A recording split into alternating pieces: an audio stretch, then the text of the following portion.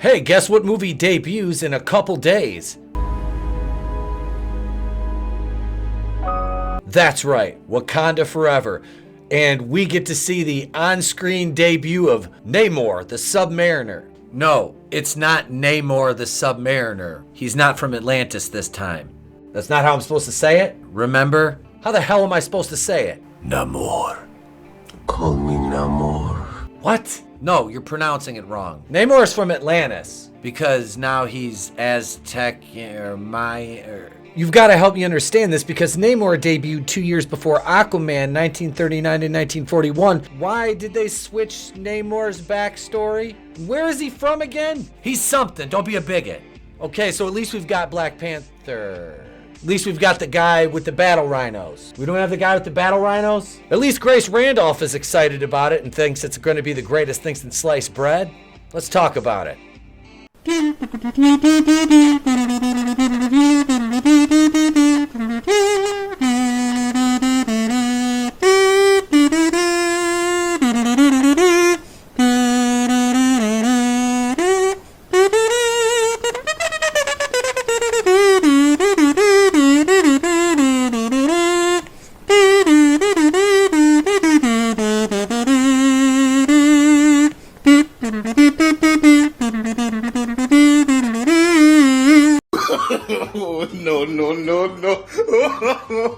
No.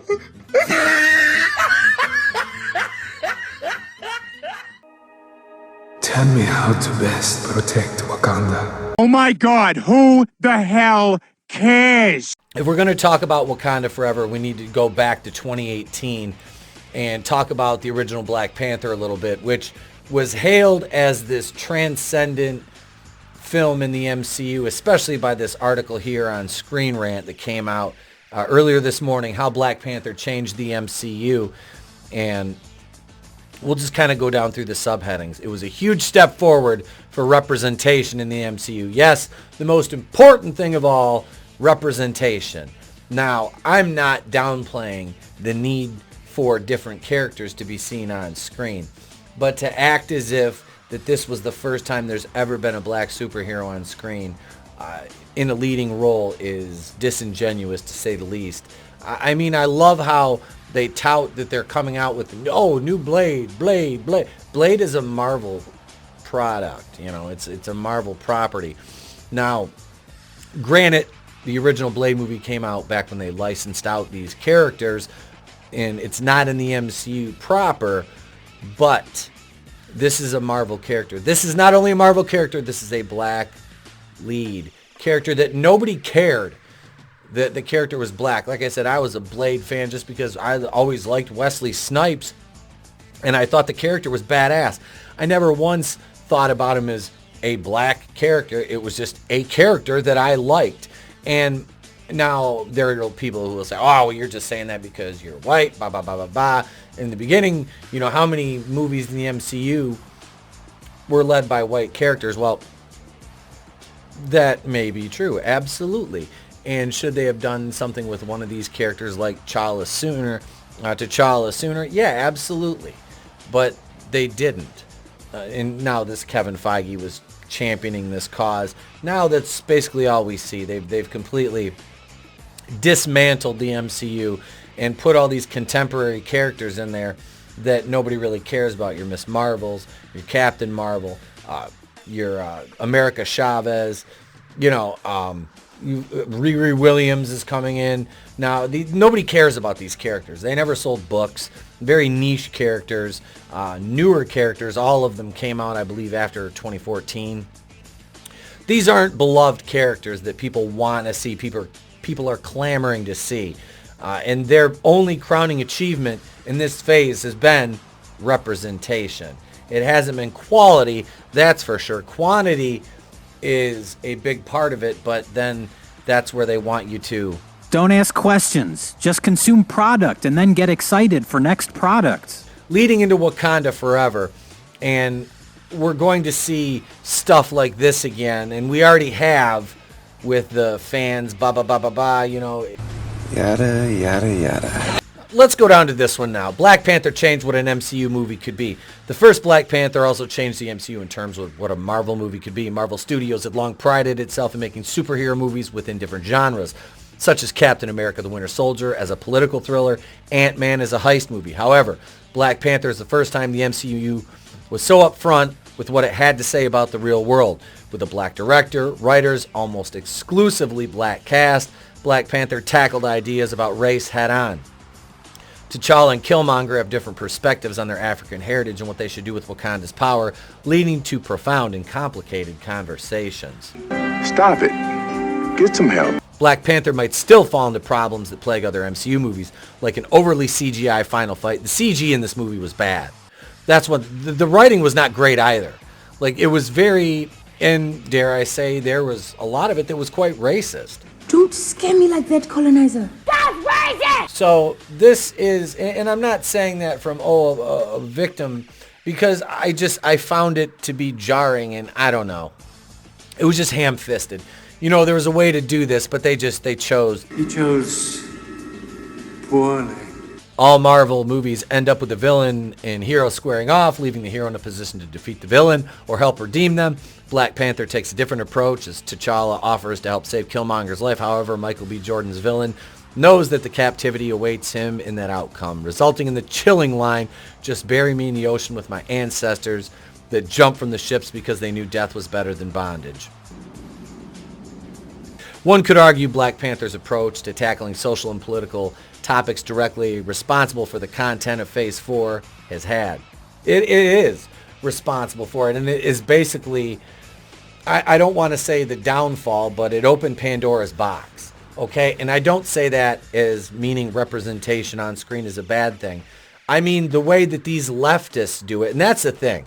These aren't people who want, and we've seen and heard this in the media. They don't really care about representation. They care about money. And if that particular audience has money that they can spend on their product, then they're going to put out that product, and they're going to push that other audience to the side under the assumption that they'll still spend their money, even though they're being openly insulted and shoved aside and told, no, you're bigots, it's not your time anymore, when they don't care about representation. All they care about is getting money from those groups. That is a cunt move. Because at the end of the day, Disney, who owns Marvel, just wants you to, again, Don't ask questions. Just consume product and then get excited for next products. Viewers have seen The Falcon and the Winter Soldier dig even deeper into racism and systemic oppression of black people in America in a very ham-fisted and garbage tier way. At the same time, She-Hulk predicted the reactions of sexist trolls. No, they weren't sexist trolls. They were people who actually liked the character going into the show, hated seeing it ruined by writers like Dana Schwartz, director Kat Corio, showrunner Jessica Gao, who projected their own insecurities and biases and worldviews into this character, and it shined through the entire show for everybody to see because they're not talented enough to, write it in as subtext or use subtlety. No, ham-fisted approach. All the male characters were complete morons, evil, or, ineffectual. That was what it broke down to. And I only watched like 4 or 5 episodes, and I think 5 episodes, and I was like, I'm done. I'm not finishing this. This show's garbage. That is correct. Moon Knight did not shy away from exploring Mark Spector's dissociative identity disorder, while Shang-Chi and Ms. Marvel brought experiences of Chinese and Pakistani people to the forefront. Shang-Chi was boring. It was not a good movie. And Simu Liu is not a good leading man. Not. Black Panther's Wakanda opened up and changed the MCU's world. You're a damn predator. All right, just get the hell out of here. I got a goddamn pen. Black Panther's Wakanda opened up and changed the MCU's world. That's funny because Wakanda's worldview could be viewed as xenophobic. Yup! Pretty much consider themselves superior and isolate themselves. Quite nationalist, if you don't mind me saying so. That is, there's not much diversity there, and nobody was crying about that. Well, I say that tongue-in-cheek, of course. But no, the first 2 points about them being xenophobic and nationalist are absolutely true. You know, they separate themselves, kept themselves hidden. Did they help out the starving countries around them? No, they didn't. They kept themselves hidden. You know, that's the thing. And this is touted as some kind of crowning achievement of what African countries can be. It's like, this is not reality. You folks know that, right?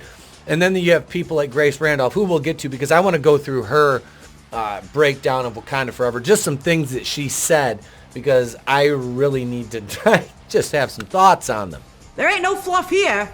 Black Panther gave the MCU its first Oscars. Another example of how Black Panther changed the MCU can be seen with the Oscars, which we all know are meaningless, virtue-signaling garbage awards that the industry insiders use to, you know, basically jerk themselves off with. The film surprisingly received 7 nominations, including Best Picture. That was an absolute joke. MCU movies do not get this type of awards love. I wonder why it did. Most receive a visual effects nomination, but Marvel's never won that category. Black Panther ultimately won 3 Oscars. Best Original Score, Best Costume Design, and Best Production Design, and gave Marvel its first Academy Awards. And this one is undeniable. Black Panther was Marvel's largest solo movie. But with the marketing leading up, you really had no choice but to see it, or else you were a bigot, according to the press. And then if you levied any criticism towards the movie, you were, of course, a racist again. Black Panther's Killmonger proved how good MCU villains could be. Just quit being a cunt. A shining example of morality, who shoots his girlfriend in the head to save his own skin, and then he's supposed to be redeemed at the end because of the line he delivered. No, I don't think so. And this is where we're going to go over some of the things that Grace says in her video and talk about them. But let's listen to what Grace and her O-Face have to say, shall we? Hey, there's so much to talk about with this movie. Oh boy! Wakanda Forever video, and let's listen to a little bit of what Grace has to say here. The state of the MCU, Oscar chances, that kind of stuff. And also... Okay, right there. Oscar chances already. It hasn't been released yet. You're talking a movie about a kingdom without a fucking king, and she's already Oscar chances. And yeah, so I'll let you kind of sit and simmer on that one and think about which member of the cast that Grace thinks should be nominated for an Oscar. Repeatability. How much do I think people are going to want to rewatch this movie? But where I actually want to start, Not at all. One of you asked if the MCU was back. And some other MCU fans were offended by that question. Like, what do you mean is the MCU back? It never left. Oh, it's But I totally left. get that question. I think a number of us have been concerned about the MCU and felt it was slipping. Oh, it's back, baby. I don't know if it's going to stay back, but this like Shang-Chi. This is actually a little better than Shang-Chi. Okay, so if this movie's a little bit better than Shang-Chi, then it's just still complete dog shit. Shang-Chi was terrible. Like I said earlier in the video, I fell asleep during that movie. I was passed out. It was absolute just shite.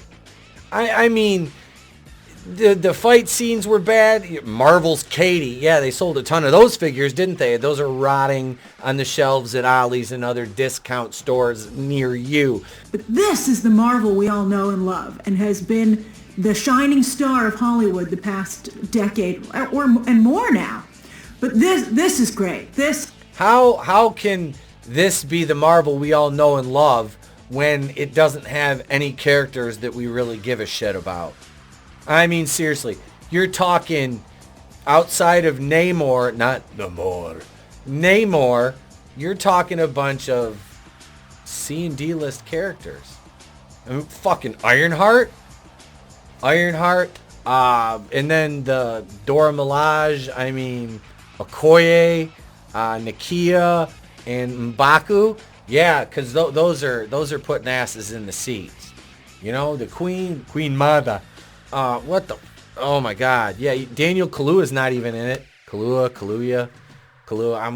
Leticia Wright. Oh, I forgot about Shuri, the new Black Panther.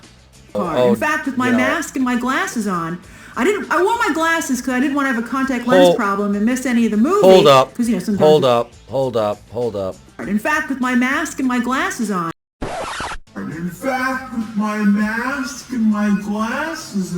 Speaking of Wakanda, it is truly magical to return there. And Ryan Coogler and his team continue to make it feel like a very real place. Not just... God, stop it. It's not real. Did you ever say that about Sokovia or, Asgard? It feels like such a real place. Oh, my God. Or is it the fact that it's just Wakanda, Grace? Is that what it is, sweetheart? It's Wakanda? A place in a comic book movie, but aspirational. I wouldn't even say pop culture. What? It's so close to being real. It almost is real, I feel. It's so close to being real, it almost is real. It's not real. It's not real. Oh, this is delusion. Can you see the mental gymnastics gift that's overlaying this right now? Because that's what Grace is doing. Like, look at her facial expression. That is somebody that is just trying to come up with something to say, any way to gush about this black utopian society that's like the cradle of all the technological advances. It's a comic book, Grace, and it was made up by two Jewish guys. But this is not a realistic place, Grace. It's not real. It's make-believe. I think obviously it speaks very emotionally to the black community, but I think why can't the black community have their own real communities to aspire to make great and lift up? Why do they need to pretend Wakanda's real? And why wouldn't, I understand fantasy, you need that, yes, but it's fantasy. Grace, you're talking about it like it's real. It's not going to be real. It's never going to be real. Disney, I think, has to build Wakanda. They have to. Right. But seeing it here, how powerful it is, how majestic, I think it should be its own park. And I don't know how they would get away with charging admission, to be honest with you. It's tough because of how much it does mean to people. But I think Disney has to build it at some point. What? And it can't just be a land. Because, Galaxy's Edge, Pandora, these are okay. But they're not the immersive experiences you would want Wakanda to be. You actually want to go to there. And it needs to be its own park, in my opinion. So, Wakanda forever in... Oh my God. So, did you catch that? You have to build it. It has to be its own land. And I don't know how you could get away with charging people to go there. Okay. And I don't know how they would get away with charging admission, to be honest with you. Right there. I don't know how they would get away with charging. Why? Just say it, Grace. Say it. Say why. Say why they couldn't charge admission. Why they couldn't get away with charging admission. Because you want to say, you don't know how they could get away with charging black people admission. So who's going to pay for the park, Grace? Who pays for you, sweetheart? Are you going to pay for it? Are you going to pay for Wakanda land to be its own land? It can't be attached to anything else. It has to be its own land. Are you going to pay for that? Oh, when they were at the UN, I was like, this is a real place. It's truly a gift to the world. What? And probably one of the most extraordinary things that Hollywood as a whole has ever accomplished. To put this out into the zeitgeist, I guess is the way to say it. Some people felt Pandora was real. I never got that. I was like, what? This weird place where the tails hook up? Pandora. Pandora can't be real, but the place where you drink a purple drink and you have the power of the Black Panther is real. That Wakanda, that's within reach, Grace. That's within reach, right? With vibranium. That's made up. But you made fun of Eternium in Black Adam. That's made up, right? Okay, so this is attainable, and it should be its own park, built by Disney, but they can't charge anybody, wink, wink, admission to get in. But I feel Wakanda. It's a beautiful place. Oh my God. What? And a beautiful idea. So there she said, finally, the most real thing she's said in the last 7 minutes and 46 seconds. It's an idea. That's all it is. It's an idea. Okay, not a real place.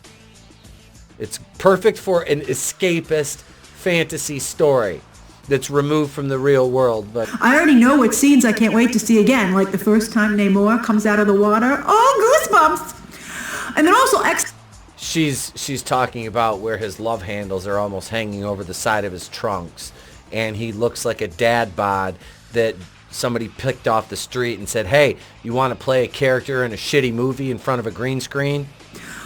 We also live, unfortunately, tragically. Here's the last point I really want to touch on. I'll kind of scroll through some more of it, but this is one of the last things. And this right here, already putting the deflector shields for the movie up. Okay, are you ready? Are you ready?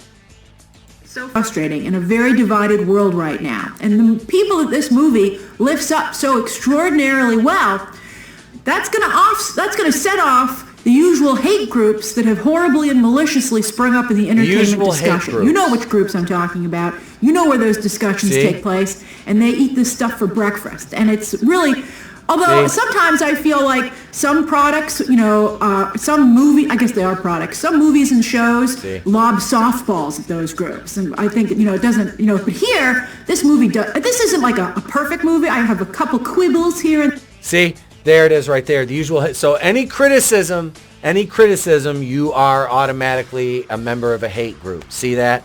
You see how that is? You see how that works with these people? Right there. There's the defenses are up. The deflector shields, like I said, are up already. This movie, I think, is doing everything right. And if anyone has a problem with this movie, they should look at why that is. They have a... Whoa. Let's run this last sentence back. I want you to hear this one more time. Right here. This movie, I think, is doing everything right. And if anyone has a problem with this movie, they should look at why that is. They have a problem with themselves. Now, one of the groups this movie lives... If you have a problem with this movie, you have a problem with your... She's calling you a racist if you don't like this movie. That's what she just did. That's what Grace just did. She called you a racist if you do not like this movie. Wow, that is a... It's a bold strategy, Cotton. Let's see if it pays off for him. A racist for not liking a movie about a fake country that's unattainable and unrealistic in any reality, that needs to be its own theme park away from all the other parks, that they can't charge anybody of certain groups to get in, is what you were alluding to, Grace. Okay, you're ridiculous. And this is that coastal elite leftist mentality right there. White female leftist at her apex of her self-righteousness and moral superiority over anybody who disagrees with her about a comic book movie. Women! Black Panther Wakanda Forever is extremely female-centric. 70% of the time, it's all women on screen. It's just all women. 70% of the time, it's all women on screen. The movie's called Black Panther. Now we have female Black Panther. We have female Thor. We have female Hawkeye. We have Miss Marvel. We have Captain Marvel. Who else do we have now? I know I'm probably missing 3 or 4. Oh, we have the new Black Widow. Okay, so I'm just trying to count all the ladies we have here now. We have She-Hulk. Oh, see, I forgot that green monstrosity, Fiona. What do we have left? We have Clint Barton. Maybe he'll be around for a little bit. Falcon. Bucky, and I don't really know what the hell is going on with Thor because I don't give a shit, and Cuck Doctor Strange. I mean, it's so funny now. It's like overcompensation is what I'm alluding to here, and I'm not even counting any of the characters really outside of Shuri from this movie because they're all just, nobody cares. They're like D-tier characters. And I loved it. I didn't even realize it was almost all women until about halfway through the movie. This facial expression right here for her is perfect. I'm going to actually, what is this, 10:02? I'm going to trim this out for the thumbnail. She didn't even notice it was almost all women on the screen until halfway through the movie. I'll take things that you're lying about for 2000, Alex. That's hilarious. Of course you did. And again, I think this is a great film, and I love all the characters in it. But then again, I'm a woman, so I loved it. I didn't notice that it wasn't almost all women on screen until halfway through the movie, but I love it because it's all women. Do you see where we're at here? Do you see the logic and the intelligence we're working with? What's rattling around up there? Occasionally, of course, there's Namor, who is just oozing masculine energy. But I'm sorry, but when I see this guy, the last thing I think is masculine energy. Like, see that, but there again, leftist, coastal, female idea of masculinity is that. now back to Marvel. As I said, the MCU is back, baby, and I had to end it with her saying, and as for the MCU, it's back, baby. Oh, yeah, because with great characters like female Thor, female Hawkeye, female Iron Man in Ironheart, Riri Williams, America Chavez, who else do we have? Ms. Marvel, you know, the Valkyrie, She-Hulk. We have such Wasp. Oh my God. We have such strong female characters and such strong male So you have such strong female characters in the MCU. We're very, very blessed to have these strong women in there, including new Black Widow to replace the old Black Widow that they shouldn't have killed off and should have given her a solo movie back in 2015. But, you know, hey, whatever, right? But at least we got the gift that is Brie Larson. Is that like a personal attack or something? Or... So I hope you enjoyed me kind of picking through Grace's video and my thoughts on her thoughts on Wakanda and Black Panther, Wakanda Forever, and the article that we covered a few minutes ago. Well, at the beginning of the video. But if you're still here, thank you so much for watching. We're going to go back to doing some movie reviews and other fun things. The live streams are all on point and on schedule. As you guys know, you can join as a channel member. Thank you so much for watching. I'm Itepokuin of The Place to Be Reviews. I've been here with all of you. If I don't see you, have a great day, a pleasant tomorrow, and I'll catch you on the next one. It's better to burn out than to fade away. I could do this all